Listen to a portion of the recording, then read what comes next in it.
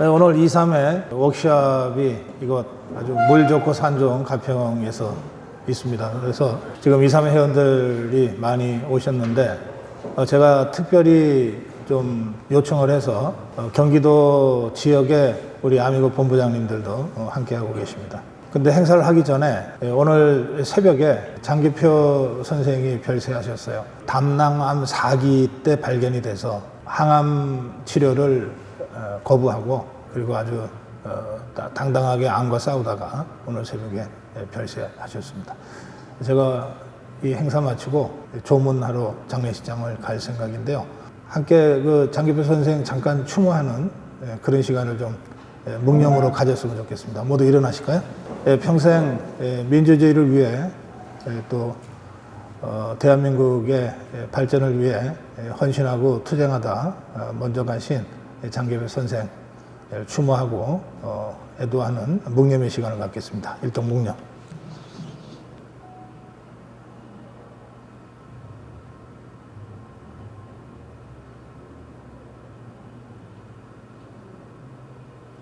네, 묵념 바로. 어제 경주 내려가서 1박 하고 아침에 박정희 대통령 동상 건립 국민모금운동 생방송하고 올라왔어요. 오랜만에 경주, 포항, 그리고 영천 아미고 회원들하고 2시간 쫓기지 않고 편안하게 이런저런 말씀 나눴는데 그중에 회원 한 분이 저한테 하신 말씀이 내내 오늘 올라오는 내내 떠나질 않아요. 그분이 뭐라고 그러셨냐면 살아있는 부모는 내팽개치고 죽은 조상 제사상만 다리 휘어지게 하는 그 못난 자식들 같다고. 우리 자유우파가 최근 이승만 건국 대통령, 박정희 근대화 대통령에 대한 추모와 기념 행사들이 우리 자유우파 국민들 곳곳에서 진행하고 있습니다. 필요하죠. 제사 잘 지내야죠. 그런데 정작 살아있는 부모 윤석열 대통령, 김건희 여사에 대한 종북 주사파들의 저 천인공노할 공격과 괴담 유포가 있는데도 실제로 손 하나 까딱하지 않고 보고 있어요. 건국 대통령 기념사업하고 박정희 대통령 동상 건립하면 자유우파 자동으로 되는 겁니까? 막상 지금 종북 주사파들에 의해서 집중 공격받고 있는 윤석열 대통령, 김건희 여사에 대해서는 손 하나 까딱 안 하면서 그걸 자유우파라고 할 수 있어요? 저는 지금 우리 자유우파가 단순히 이재명 세력하고 전쟁하고 있다고 생각하지 않습니다. 지금 우리가 하고 있는 전쟁은 이재명이를 꼭두각시로 앞세운 종북 주사파 세력과의 전쟁이고 그 전쟁은 결국 김정은 집단과의 전쟁이고 그 전쟁은 궁극적으로는 시진핑 공산주의와의 전쟁이다 이렇게 생각합니다. 그러면 우리 입장에서 볼 때 윤석열 대통령 부부는 그 종북 주사파 공산주의 세력과의 전쟁의 최전선에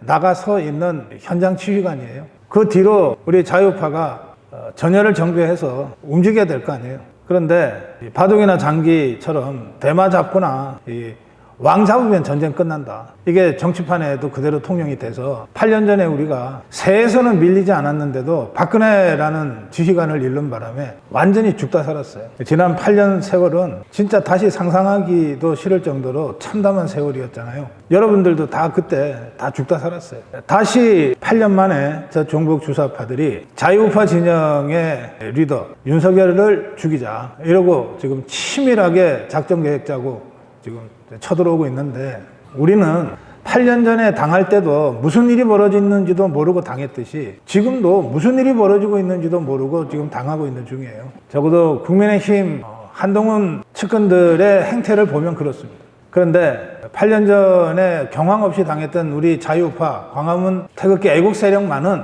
8년 전에 그 참담했던 패배를 잊지 않고 있고 또 온몸으로 광화문에서 종북 주사파와 싸워서 자유파 정권을 탈취한 그 승리의 경험을 아직 잊지 않고 있어요. 그래서 어떤 상황이 벌어지고 있냐. 종북 주사파들이 윤석열, 김건희를 집중 공격하는데 대통령실의 비서들이나 여당인 국민의힘의 지도부들은 무슨 일이 벌어지고 있는지 잘 몰라요. 그런데 우리 자유파 국민들, 태극기, 광화문 태극기 애국 세력들, 우리 아미고 회원들만은 이게 8년 전보다도 더 심각한 공격이다. 8년 전보다도 더 위기적 상황이다. 뭔가 해야 되겠는데 하고 발을 동동 구르고 있는 상황이에요. 저는 8년 전에 비해서 우리 이 전선에서 8년 전에 비해서 불리한 거가 3가지 있고 또 유리한 것도 3가지 있다 이렇게 생각합니다. 8년 전 박근혜 탄핵 국면에 비해서 지금 그때보다 더 불리하고 어려운 것 3가지가 있어요. 의석수가 훨씬 더 불리해졌어요. 그때는 한 20여 명 이탈하는 것만 막았으면 됐는데 지금은 8명 이탈하면 끝이에요. 의석수가 절대적으로 더 불리해졌어요. 두 번째는 8년 전에 저 종북주사파들이 처음에는 지것들도 탄핵할 수 있다고 생각을 못했어요. 한번 해보는 거였어요. 믿져야 본전. 근데 됐거든. 그 승리의 달콤한 경험을 이 자들이 갖게 됐어요. 아, 하면 되겠구나. 그리고 어떻게 하면 되겠구나. 노하우까지 이것들이 다 갖췄어요. 그래서 8년 전보다 훨씬 더 무서운 적군들이 돼 있어요. 그러니까 좌파들이 업그레이드가 돼 있는 상태입니다. 이거 간과하면 안 됩니다. 그 다음에 한 가지 더 불리한 건 뭐냐면 8년 전에 박근혜 대통령 탄핵될 때는 그래도 조중동을 비롯한 언론들이 처음부터 탄핵하자고 나서지는 않았어요. 하다 보니까 아무래도 탄핵 쪽에 서야 이것들이 살 것 같으니까 나중에 가서 한 거지 처음부터 이것들이 탄핵하고 나발을 불지는 않았어요. 지금은 달라요. 지금은 조중동부터 대통령, 윤석열 대통령, 김건희 여사 공격에 천병 역할을 하고 있어요. 세 가지가 더 불리해졌습니다. 그래서 더 위기 상황이다. 그런데 세 가지가 그때보다 더 나아진 것도 있다. 첫째는 대통령이 이러다 탄핵당할 수도 있다는 생각을 하고 있다는 거예요. 위기라고 하는 거는 위기인 줄 모를 때 진짜 위험하다는 건데 적어도 윤석열 대통령은 저 종북주사파가 나를 탄핵할 수도 있다. 탄핵하려고 작전을 짜고 있다. 라고 인식한다는 거예요. 그러니까 지난 총선에 더 참담한 패배 후에 윤석열 대통령의 행보는 저 종북주사파들이 나를 탄핵하려고 한다는 그 위기의식을 갖고 있는 사람의 대형 행동이에요. 그 탄핵을 막기 위해서는 1차적으로 108명을 똘똘 뭉치게 해야만 됐기 때문에 그걸 한 거예요. 지금도 하고 있는 거예요. 그러니까 대통령이 탄핵 사태가 올 수 있다. 종북주사파가 자기를 탄핵하려고 치밀한 계획을 가지고 움직이고 있다고 인식하고 있는 것이 8년 전에 비해서 우리에게 유리한 점이에요. 두 번째는 유튜브입니다. 이건 제 얘기하려고 그러는 건 전혀 아닌데 어제 1박 2일 오랫동안 우리 아미고 회원들하고 있으면서 몇 분이 그런 얘기 했어요. 구 박사님이 유튜브를 8년 전에 해고 있었으면 박근혜 탄핵은 안 막을 수 있었을 텐데. 제가 그때 유튜브를 했더라도 막기는 어려웠을 거라고 저는 생각하지만 그러나 지금과 같은 자유파 유튜브들이 그래도 맞짱 떠서 비록 불리한 전선이라도 전선을 구축할 수 있었다면 그러면 저렇게 허망하게 8년 전에 우리가 대통령을 잃지 않았을 거다라고 하는 생각은 저도 합니다. 그 점이 8년 전에 비해서 우리가 조금 나아졌다고 얘기할 수 있는 부분이에요. 그 다음에 8년 전에 비해서 좀 나아졌다고 할 수 있는 거는 매우 역설적인 얘기인데요. 8년 전에는 좀 찌그덕 해도 김무성이나 유승민이가 저렇게 하루아침에 표변해서 대통령 등 뒤에 칼을 꽂을 줄을 몰랐어. 그러니까 정말 기습당한 거예요. 근데 지금은 한동훈 저것들이 언제 칼을 찔릴지 몰라라고 하는 생각을 다 하게 됐어. 매우 아이러니컬한 얘기지만 내부에 집단 배신이 있을 수 있다는 것을 8년 전 경험을 통해서 우리가 정말 처절하게 느끼게 됐고 인식하게 됐고 그런 경계심을 가지고 보니까 한동훈 측의 이러저러한 언행들이 단순히 한동훈이 대통령 만들기 위한 무슨 우호적 차별화가 아니라 정말 저러다가 등 뒤에 칼을 꽂을 수도 있는 행동으로 나갈 수도 있어 라고 하는 경계심을 우리가 지금 갖게 됐다는 거예요. 그래서 바짝 긴장하게 된 거거든요. 이 세 가지 점이 8년 전에 비해서 좀 나아졌다고 평가할 수 있는 것들입니다. 저는 8년 전에 그 어처구니 없는 그런 참담한 패배를 다시는 겪지 않을 수 있다고 저는 생각해요. 이게 주관적 희망이 아니고 이런 더 나빠진 점과 그때보다는 더 나아진 점들을 종합적으로 고려하면 저는 막아낼 수 있다고 생각합니다. 왜냐하면 제 정치평론 40년 동안 내내 주장한 딱 하나의 명제는 뭐냐면 똑같은 상황에서도 똑같은 결과가 나오진 않는다. 왜? 정치 지도자의 결단과 선택이 결국은 국면을 결정하는데 그 정치 지도자가 다 캐릭터가 다르기 때문에 그렇다는 거예요. 똑같은 상황에 누굴 갖다 대더라도 결과는 똑같을 거야. 그러면은 정치 평론이 필요 없어요. 정치적 상상력이 필요 없어. 그냥 산수만 하면 돼. 그렇지가 않거든요. 똑같은 상황에서 박근혜일 때, 이명박일 때, 윤석열일 때 다 상황이 달라져요. 왜? 이명박과 박근혜가 다르고 박근혜와 윤석열이 다르기 때문에 그래요. 저는 위기 속에서 더 강해지는 리더십이 윤석열 리더십이라고 생각합니다. 그건 윤석열이 검사 시절 10여 년 동안 몸으로 보여준 거예요. 보통 같으면 옷 벗고 말 순간을 여덟 수도 없이 겪으면서 버텨낸 게 윤석열이에요. 중수부 검사하는 사람 여주로 쫓아내면 기분 나빠서라도 옷 벗고 변호사 개업하고 말지. 그 10여 년 전에 그때부터 마지막에 검찰총장으로 끝까지 투쟁하다가 마침내 정치 선언을 위해서 옷을 벗은 거거든. 정치할 생각이 없었으면, 대통령에 도전할 생각이 없었으면 아마 임기 채웠을 거예요. 그런 정도로 위기적 상황이 왔을 때 버텨내는 힘에 관한 한 윤석열 이상 갈 사람이 지금껏 없었다고 나는 생각해요. 그래서 대통령은 절대 탄핵당하지 않을 거다. 어떻게든 버텨내고 극복해낼 수 있다. 그렇게 생각합니다. 한 가지만 더 말씀드릴게요. 한동훈이 딜레마입니다. 대통령은 되고 싶고 지지율은 떨어지니까. 근데 우리 자유파, 또 제가 분석하는 지지율 추락의 원인은 제대로 자유파의 적통으로서 윤석열, 김건희에 대한 종북주사파의 공격을 온몸으로 막아서는 자유파 전사의 모습을 보이지 않았기 때문에 지지율이 떨어진다고 나는 분석했는데, 이자야들의 분석은 완전히 거꾸로입니다. 괜히 대통령 근처에서 눈치나 보는 바람에 지지율이 떨어졌다. 중도로 좀 더 화끈하게 나가지 못하는 바람에 지지율이 떨어졌다라고 이자들은 분석하는 것 같아요. 그러니까 이 분석대로라면 좀 더 화끈하게 중도층으로 나가야 되고, 좀 더 화끈하게 윤석열과 다르다는 것을 보여줘야 되는 거예요. 그래야 떨어진 지지율이 다시 상승해서 한동훈 대통령 프로젝트가 다시 움직일 수 있다라고 생각할 거예요, 저자들이. 그런데 한편으로는 윤석열이라는 사람을 제일 잘 아는 사람이 그래도 한동훈일 거예요. 그러니까 윤석열이 얼마나 무서운 사람인지도 한동훈이가 제일 잘 알 거라고요. 감히 개기지 못합니다.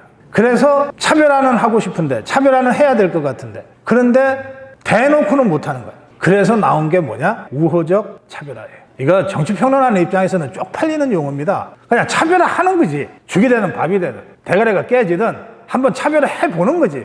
우호적 차별화가 뭐야, 쪽팔리게. 차별화는 하고 싶은데 그것에 대해서 대통령이 마음은 안 상했으면 좋겠어, 이거거든. 우호적 차별화. 이게 지금 한동훈이 캠프에서 전략이라고 들고 나온 거예요. 대한민국 역사에서, 또 세계 정치사에서 이 우호적 차별화가 유일하게 한 번 잠깐 나왔던 적이 있어. 잠깐 성공했던 적이 있어. 그게 뭐냐? 전두환에 대한 노태우의 우호적 차별화. 굳이 우호적 차별화라고 표현하자면 그거 사례예요. 유일하게. 노태우가 전두환과 다르다 이러면서 보통 사람들의 시대에 막 얘기하고 가잖아요. 6.29는 자기가 했다고 그러고 가잖아요. 그러니까 전두환과 다른 차별화를 한 건데, 그런데 전두환이 그 노태우의 차별화에 대해서 일체 반박도 하지 않고 공격도 하지 않고 그냥 봐주잖아, 우호적으로. 그건 왜 그랬어요? 그건 전두환이 만들어줬기 때문에. 전두환이 야, 너 대통령 되는 게 중요해. 네가 대통령 안 되면 우리 다 죽어. 그러니까 너 대통령 되려면 나를 좀 밟고서라도 가야 돼. 날 비난해도 돼. 6.29 이거 내가 만든 거지만 네가 만들었다고 해. 이렇게 다 만들어줘서 가능했던 게 우호적 차별화입니다. 실제로 6.29는 전두환의 작품이고, 노태우는 끝까지 그 6.29 반대했어요. 왜냐하면 6.29 선언 나오기 전에 노태우는 이미 대통령 후보였거든, 민정당에. 그래서 며칠 있으면은 장충체육관에 모여서 통일주체 국민회의 대의원들이 표결해갖고 대통령으로 선출하고 선포할 예정이었어. 그 상태에서 야 그거 말고 직선하자 라고 전두환이 카드를 냈기 때문에, 6.29 카드를 냈기 때문에 노태우로서는 대통령 다 됐는데 다시 선거하려는 거니까 펄쩍펄쩍 뛴 거예요. 끝까지 거부했어요. 그걸 전두환이 노태우를 설득도 하고 밟아버려가지고 6.29를 받게 만들었어요. 그러면서 그 6.29 선언을 노태우 너의 정치적 결단으로 포장해서 가져가, 이렇게 된 거거든.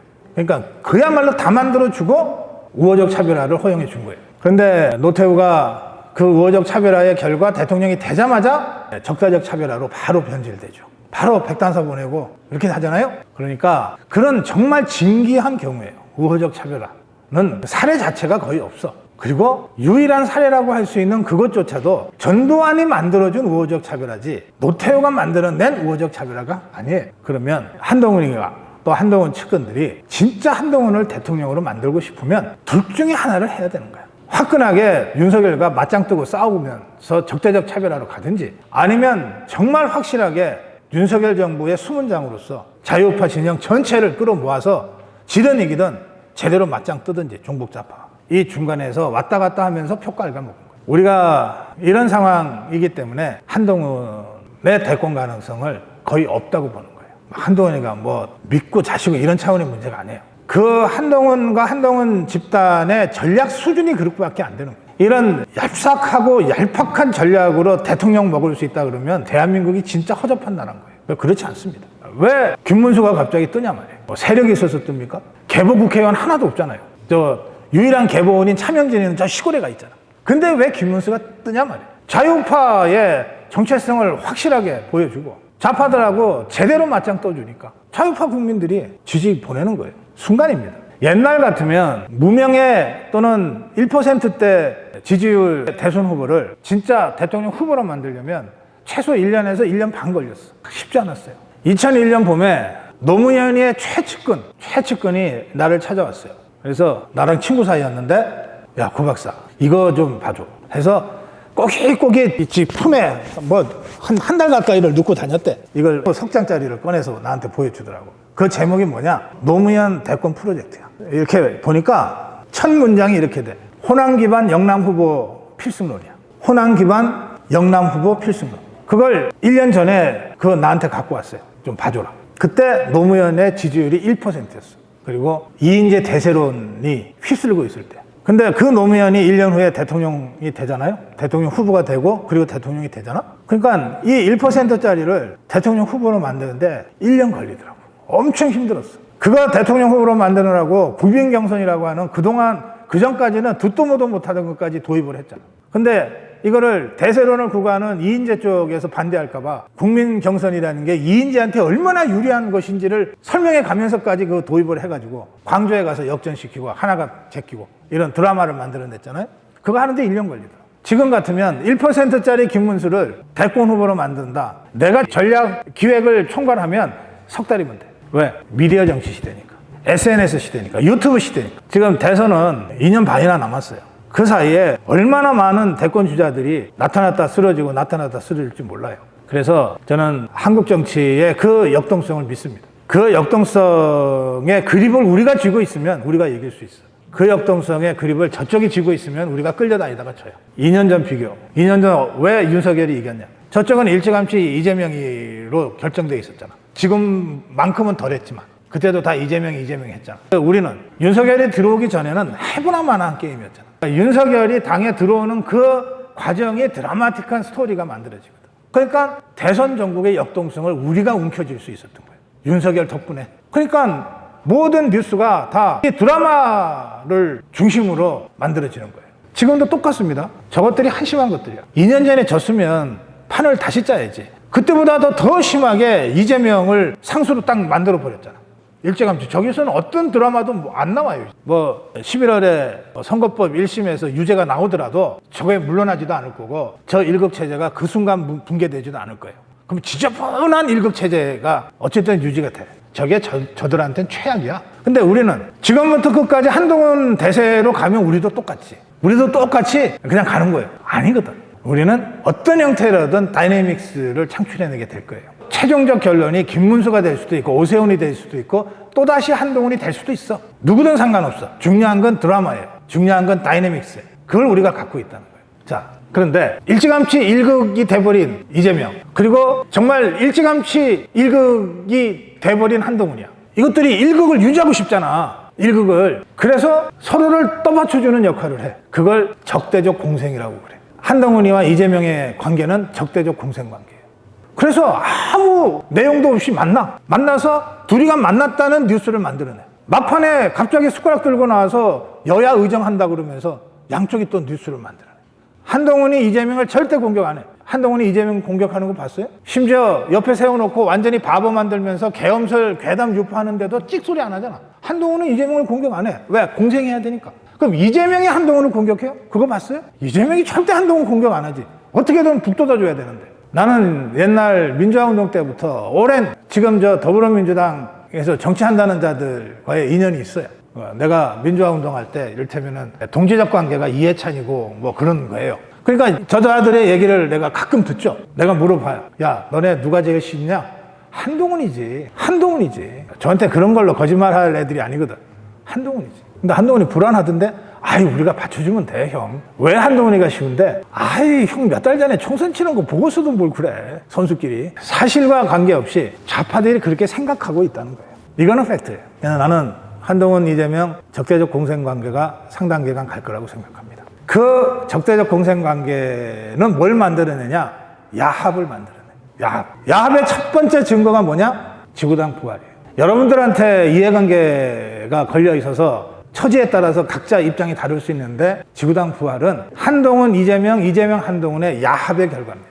현상을 유지하겠다는 거거든. 이재명이는 더불어민주당의 현역 국회의원하고 현재 지역 협의회라고 그러나? 거기에 위원장들한테 그대로 특권을 주겠다는 거거든. 한동훈이 또한 마찬가지야. 원외위원장들한테 특권 주겠다는 건데, 자, 보세요. 여기서 굉장히 중요한 포인트가 있어요. 지구당 부활을 선거법을 고쳐서 만들어. 그러면 이제 지금까지의 당협은 완전히 다른 지구당이 되는 거야. 월급 받는 상근자가 근무하는, 합법적으로 월급 받는 상근자가 근무하는 지구당 사무실이 생기는 거야. 그리고 지구당 차원에서 그게 5천만 원이건 1억이건 어쨌든 후원금을 받을 수 있게 되는 거야. 그처럼 강력한 성이 하나 생기는 거거든. 그러면 이 성을 우리가 복원하자고 한동훈이, 이재명이가 야합을 한 다음에 지금 있는 당협위원장들한테 그냥 줘. 그런 일이 있겠어요? 절대 없지. 지구당 부활하고 나면 그 다음 양당은 조강특위로 칼바람을 불러오게 돼 있어요. 저것들이 꽂고 싶은 자들을 주기 위해서 그야말로 칼바람을 불게 돼 있어요. 그런 거 다 염두에 두고 그 똘마니를 조강특위위원장으로도 다 갖다 놓은 거야, 지금. 양쪽 다 그래. 이게 적대적 상생의 결과입니다. 한국 정치의 심각한 후퇴죠. 다행스러운 거는, 대한민국을 위해서 다행스러운 거는, 이자들의 일극체제는 이미 흔들리기 시작했고, 그리고 적대적 공생의 정체가 국민들한테 드러나기 시작했고, 각각 다른 이유로 이재명이도 한동훈이도 이 대련은 못 가게 돼 있다는 거예요. 그런데 버티는 힘은 이재명이가 좀 더 강해. 그래서 한동훈이 쪽이 먼저 무너질 거라고 봅니다. 그래서 다이내믹스, 전국 운영의 다이내믹스를 정말 운 좋게 우리가 잡게 될 거다. 그러면 대선 국면 우리가 유리하게 끌고 갈 수 있다. 이렇게 생각합니다. 제가 구체적으로 무슨 지침 내리듯이 훈수 두듯이는 더 이상 말씀드리지 않겠고, 제가 쭉 보고 있는 이 전국 흐름 속에서 여러분 각자 또 2, 3회라는 정치단체 단위로 어떤 일을 할 건가, 어떤 일을 해야 되고 또 어떤 일을 할 수 있는가에 대해서 여러분들의 좀 신박한 고민이 이루어지기를 바랍니다. 여기까지 말씀드릴게요. 고맙습니다.